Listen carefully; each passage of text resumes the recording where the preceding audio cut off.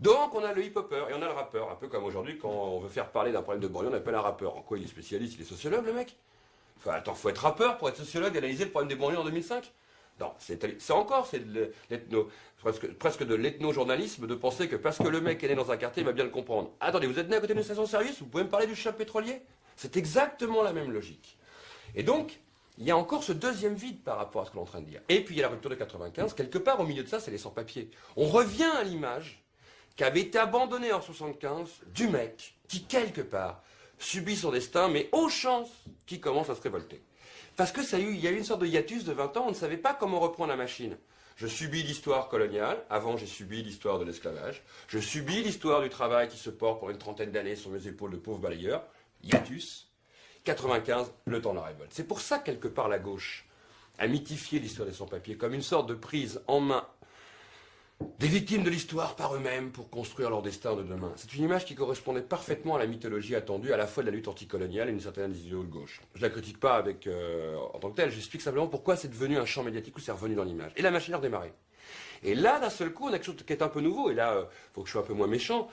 C'est vrai qu'on commence maintenant à voir, parce qu'il y a eu une pression médiatique, parce qu'il y a eu une Calix Beniala, parce qu'il y a eu le débat sur les minorités visibles, parce qu'il y a eu tout ce qui s'est passé, parce qu'il y a eu le 150e anniversaire de l'abolition, parce qu'on se met à parler de la colonisation, parce que les députés de droite comme de gauche ont voté une loi fantastique sur les aspects positifs de la coloniale, que tout ça s'est mis en branle, fait que maintenant on voit émerger une forme de diversité, non pas la diversité de la couleur, que je trouve tout à fait inintéressante et sans odeur ni saveur, mais celle qui est beaucoup plus intéressante d'une diversité à l'intérieur d'une présence afro-caribéenne, afro-antillaise, on l'appelle comme on veut, malgacho, africano-antillais-guyanaise, faire plaisir à Christiane, sur le fond d'une présence qui est dans la diversité d'intellectuels, de travailleurs, de militants, de porteurs de mémoire, d'universitaires, de chercheurs. C'est la première génération en France. Enfin la première. On peut se demander si on n'était pas plus dans cette réflexion-là dans les années 40, au début des années 47-48, vous voyez, au moment où certains intellectuels noirs étaient en France, et qu'on est peut-être en train simplement de reprendre un courant, de regarder non plus d'une diversité entre le blanc et le noir, mais à l'intérieur de ce qu'on appelle cette communauté afro-antillaise, de regarder justement une forme de diversité. Tiens, il y a des noirs qui écrivent. Tiens, il y a des noirs qui jouent de la musique, il ne faut pas que l'on tous que de la musique. Tiens, il y a des peintres. Tiens, il y a des intellectuels. Tiens, il y a des hommes politiques et des femmes politiques. Puis certains ont des idées un peu originales. Ah, vous, Madame Toubira, vous ne parlez pas que de la problématique de l'esclavage, de la colonisation. Étonnant. Ah, mais vous, en tant qu'intellectuel noir, vous n'écrivez pas que sur l'Afrique. Ah, oh, surprenant. Ah, mais vous, en tant que réalisateur, vous ne tournez pas que sur ça. Tiens, c'est surprenant. Ah, mais vous, en tant qu'acteur, vous ne voulez pas simplement jouer. Ben non. Ce que je veux dire par là, c'est qu'on est en train de découvrir qu'il y a une palette de diversité à l'intérieur de quelque chose qu'on voudrait rendre un peu monolithe et qui peut-être est en train d'émerger en ce moment et qui donc, par définition, fait la réelle diversité, donc ce que j'appellerais moi, justement, une non-communauté. C'est la fin de l'imaginaire colonial, justement? Si la fin, non, l'imaginaire colonial ne pourra pas disparaître, c'est comme de penser qu'on va perdre notre identité gallo-romaine. La culture, c'est un millefeuille. Ce qui compte le plus, c'est la petite poudre qu'il y a au-dessus, mais il faut jamais oublier qu'il y a 1000 feuilles en dessous. On ne perdra jamais notre imaginaire colonial. Quelque part, ce serait peut-être une erreur de penser qu'il faut le perdre. Parce qu'il fait partie de notre culture. Il faut le déconstruire, il faut le comprendre, il faut jouer avec. Il ne faut pas totalement le rejeter aussi, parce que dedans, il y a des choses qui nous expliquent sur nous-mêmes, sur le regard, par exemple, qu'un petit blanc peut porter sur lui-même. Quand on regarde une affiche coloniale et que cette affiche montre un rapport de domination, quelque part, c'est pour rassurer le blanc sur ce qu'il est. Il faut comprendre, et pas du tout le pire, ce serait qu'il disparaisse de nos musées, qu'il disparaisse de nos cultures, de nos savoirs et de nos livres. Parce que quelque part, il nous a constitués. On ne peut pas le rejeter simplement en disant je le rejette, j'en veux pas. Je veux dire, c'est quelqu'un qui arriverait et qui dit voilà, j'arrive en Occident, mais je ne suis pas gallo-romain. Je ne veux rien de la culture judéo-chrétienne. Je jette la Bible, je ne veux même pas l'entendre parler, je suis tout sauf ça. Même déjà être contre, c'est déjà en tenir compte. Ce que je veux dire beaucoup plus que ça, c'est qu'on est en train de muter et on est en train de déconstruire. On n'est qu'au début, il ne faut pas se leurrer.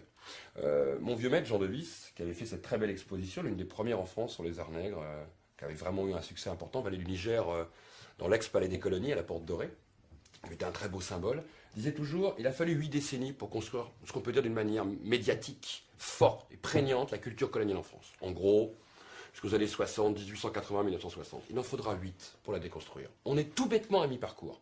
C'est-à-dire qu'on est en train, aujourd'hui à peine, de comprendre qu'on a peut-être une culture coloniale qui s'applique sur le champ du national, qui ici, qui n'est plus un débat d'Africains, de Maghrébins, d'Asiatiques ou d'Antillais. Ça fait 40 ans qu'ils vivent avec le post-colonial. Ils savent ce que ça veut dire. Nous, petits blancs, on est en train à peine de découvrir que cette influence du colonial a un impact sur nous. C'est pas un débat qui les concerne. C'est un débat qui nous concerne, nous, petits blancs, qui devons assumer cette histoire qui, quelque part, nous a fabriqués ici. Et c'est très compliqué. Parce que jusqu'à maintenant, regardez le miroir qui était toujours posé du bon côté. Là, il faut inverser le miroir et se dire, qu'est-ce que ces images m'apprennent sur moi ? Ça ne veut pas dire qu'ils ne soient pas intéressés à ça, mais ça veut dire qu'eux, ça fait déjà 40 ans qu'ils bossent dessus. Et dans la zone Caraïbe, ils savent ce que c'est que de gérer la post-coloniale identité. Les Afro-Américains savent ce que c'est que les colonial studies. Au Vietnam, ils sont bien plus à même de comprendre les conséquences du colonialisme que nous ici. Et le débat sur positif-négatif les fait totalement rire. Ils en sont à des années-lumière d'avance sur nous. Nous avons beaucoup à apprendre de ce qui s'enseigne dans les facs de Dakar, de Johannesburg, de Chicago, ou même aux Antilles ou au Vietnam. Beaucoup à apprendre de la manière même de lire ce post-colonial. Parce que la culture, justement, coloniale, c'est pas simplement ce qu'on a produit là-bas. Je dirais, c'est aussi ce que ça a produit ici. Et ici, pour des gens qui, quelque part, vous les croisez dans la rue, ils disent, non, je n'ai pas d'idée coloniale. Non, mais le regard que vous portez sur le monde, c'est une culture. Le regard que vous portez sur votre voisin malien, votre voisin guadeloupéen, votre voisin malgache, vous y pouvez rien. Le regard qu'il a sur vous est un regard colonial aussi. Et le regard que vous avez sur lui est un regard colonial aussi. Il n'est pas que colonial, bien entendu. On n'est plus au temps des indigènes. On est à une autre époque. Mais cette autre époque est un héritage. Et dans un héritage, vous savez, c'est comme quand on hérite. Il y a un moment, il faut ouvrir la boîte à bijoux de la grand-mère. Non pas pour savoir la valeur des objets, ça ferait un peu triste, mais simplement pour se rappeler ce que chaque objet peut avoir comme signifiant.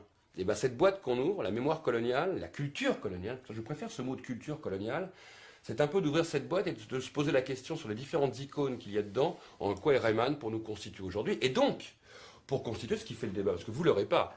Le parcours dans le siècle de ce qu'on pourrait appeler la communauté asiatique, la communauté maghrébine ou la communauté libano, syro, malgache, kabyle, algérienne, arabe, on peut l'appeler comme on veut, et la communauté noire, c'est aussi des produits de l'histoire coloniale.